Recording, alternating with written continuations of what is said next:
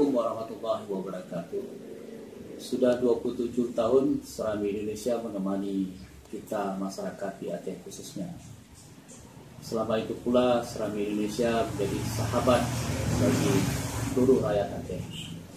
Serami Indonesia sudah mengalami pahit getir masa-masa pewartaan baik di zaman konflik maupun di zaman tsunami, bahkan di zaman damai ini.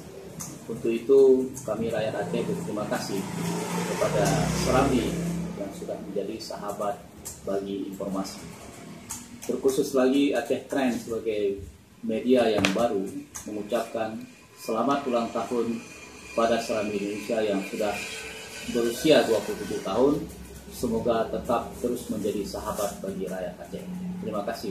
Wabillahi taufiq wal hidayah. Wassalamualaikum warahmatullahi wabarakatuh.